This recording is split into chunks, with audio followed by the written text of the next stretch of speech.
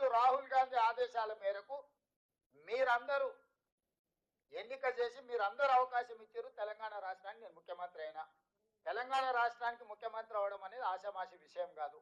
నా జీవితంలో ఈ లెక్క చేస్తే రేపు భారతదేశంలో ఎవరైనా ఆనాడు తెలంగాణ రాష్ట్రంలో రేవంత్ రెడ్డి ముఖ్యమంత్రిగా ఉన్నప్పుడు బలైన వర్గాల లెక్క పక్కా తెలిసిండు. అది నరేంద్ర మోడీ రాహుల్ గాంధీ గారా లేకపోతే నేను ఇంకోరా చెప్పట్లేదు. ఎవరైనా ఈ దేశంలో ఒక నివేదిక గురించి చర్చించాలంటే తెలంగాణ రాష్ట్రం గురించి రేవంత్ రెడ్డి గురించి మాట్లాడాల్సిందే. ఇది చరిత్రలో నిలిచిపోయే చారిత్రాత్మకమైన సందర్భము. చరిత్రలో ఒక గొప్ప అవకాశాన్ని జారవిడ్చుకుంటే అంతకంటే రాజకీయ అజ్ఞానం కానీ లేకపోతే దురుద్దేశం కానీ ఇంకోటి ఉండదు.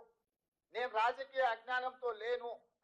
నేను నాయకుడు ఇచ్చిన ఆదేశాలను అమలు చేసే ఒక కార్యకర్త, క్రమశిక్షణ కలిగిన కార్యకర్తగా నా నాయకుడు ఇచ్చిన ఆదేశాలను నా నాయకుడు తెలంగాణ ప్రజలకు ఒక మాట ఇచ్చిండు. మా ప్రభుత్వం తీసుకురండి, మీరు మీ లెక్క కట్టి పక్కాగా మీకు అప్పచెప్తామని మా నాయకుడు చెప్పిండు. సంవత్సరం తిరిగే లోపల ఆ మాట నిలబెట్టాలని ఈరోజు ఇంత